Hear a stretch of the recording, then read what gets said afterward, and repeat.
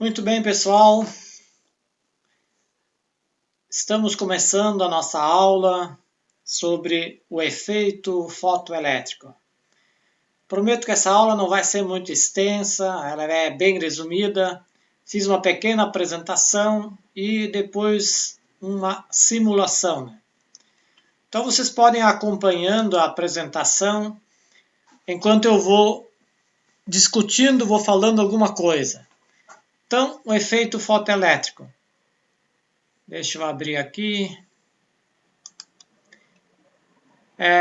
Então, nessa aula, nós iremos ver, então, o espectro eletromagnético, iremos ver também a velocidade da luz, a relação entre o comprimento da onda e a frequência da onda, o efeito fotoelétrico em si, e como eu já tinha falado, o simulador do efeito fotoelétrico.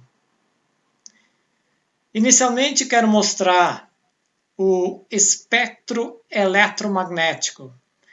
Ou seja, o que é o espectro eletromagnético? Ele compreende as radiações eletromagnéticas, que são ondas, ou seja, então nós temos assim, o espectro ele vai das ondas de rádio, passando pelo infravermelho, ultravioleta, raio-x, raios gama. Nesse espectro aparece um pequeno espectro visível, ou seja, dentro do espectro amplo aparece a nossa luz visível. São aquelas ondas que a nossa visão consegue perceber, né? Se tu pensar na questão da luz, ela também tem comprimentos de ondas diferentes. Ou seja, a luz vermelha ela tem uma onda com comprimento maior, 700 nanômetros. Isso significa que a frequência dela é menor. À medida que eu vou indo em direção à cor azul, eu vou diminuindo a minha onda, ou seja, o azul fica na faixa do 400 nanômetros, e isso quer dizer que a frequência dessa onda é maior. Frequência maior significa também maior energia. Se nós pensarmos assim, antes ou muito antigamente não se conhecia, ou seja, a ciência não conhecia o valor real da velocidade da luz ou das ondas eletromagnéticas. Bom, antes até se pensava que a luz pudesse ter velocidade infinita, mas não é o que acontece. A luz tem uma velocidade limite, que é de 300 mil quilômetros por segundo. Ou seja, esse é um dos postulados da teoria do Einstein, né? Diz que nada é mais rápido do que a velocidade da luz. A relação que existe entre o comprimento de onda e a sua frequência, ela está associada numa relação, diria assim, quando um comprimento aumenta, a frequência diminui. Por que isso? Porque o c, que é a velocidade da luz, ele se mantém constante. Ou seja, as ondas eletromagnéticas, elas se propagam no vácuo com a mesma velocidade. Então, o c ele é uma constante. Bom, o que vai acontecer? Então, se tu mudar a onda, o comprimento dela, que é o lambda, vai ter que diminuir a frequência para que o c aqui mantenha-se constante, né? Então, se a frequência é baixa, frequência pequena, o comprimento de onda tem que ser maior.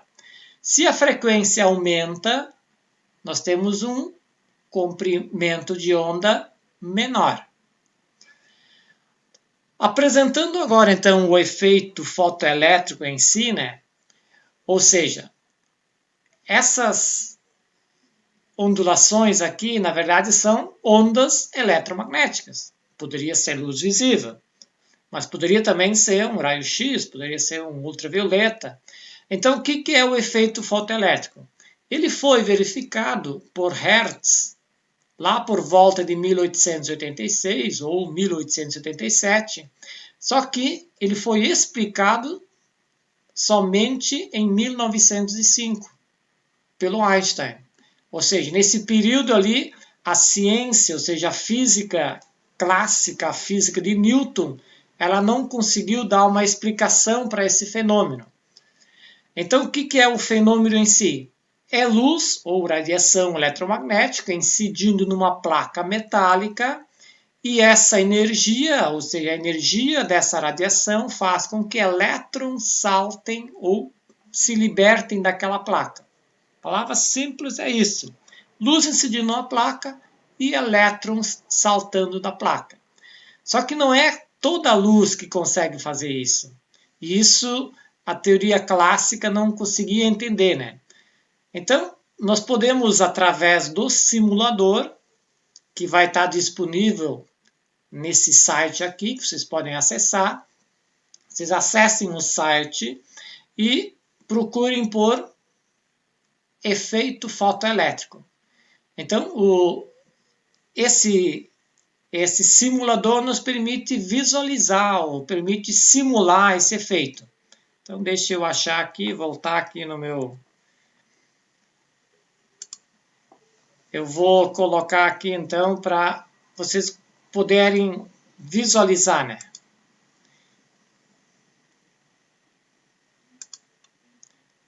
Então, eu estou com o meu programa instalado e vou mostrar, então, o que é esse fenômeno, ou seja, o que é esse efeito fotoelétrico. Então, nós temos, assim, algumas funções desse programinha aqui, ó. Aqui eu posso mudar a intensidade da luz. Posso incidir menos luz, mais luz. Posso mudar o comprimento da onda. Consequentemente, eu estou na faixa do visível. Aqui eu estou na faixa do vermelho, tem 717 nanômetros. Eu poderia também aqui ter opções de mostrar um feixe contínuo de luz ou mostrar, no caso, os fótons de luz. Então, que são, na verdade, a definição que o Einstein deu como sendo pequenas porções de energia. Bom, então vamos aqui, ó. Nós estamos com essa frequência, a intensidade está máxima. Vocês podem perceber que aqui tem uma placa metálica, não está ou não estão sendo emitidos elétrons. E, independente da intensidade que eu mexer aqui, eu não vou fazer, ou seja, os elétrons não vão ser emitidos. À medida que eu vou aumentando a frequência da luz, eu mudo a frequência da luz, bom, ainda não acontece nada. Estou chegando aqui no verde, estou chegando no azul. Opa, está acontecendo que elétrons estão se liberando, se soltando dessa placa. Essas bolinhas azuis aqui são os elétrons. Então, note aqui, ó, à medida que eu vou aumentando a frequência, mesmo que a intensidade seja baixa, elétrons vão estar saltando. Claro, com uma intensidade baixa, vão soltar menos. Então, à medida que eu vou aumentar a frequência dessa luz, mais elétrons vão saltar. Então, isso significa que o efeito fotoelétrico ele depende de algumas características, ou seja, aquela luz tem que ter uma energia mínima para fazer com que esse fenômeno possa acontecer. E outra característica também é, eu posso selecionar, por exemplo, o material. O sódio tem uma característica X. Agora, se eu colocar outro material, por exemplo, o cobre, com a mesma frequência de luz do sódio, o efeito já não acontece. Para o cobre, eu teria que ter uma energia bem maior, ou seja, a luz visível já não ia conseguir arrancar elétrons. Eu preciso, então, chegar Estou no UV, vamos ver se acontece alguma coisa. Estou com uma frequência próxima ao raio-x para que aconteça. Então, cada material tem o seu coeficiente, a sua função trabalho, ou seja, cada material precisa ter uma energia mínima necessária para acontecer o efeito fotoelétrico.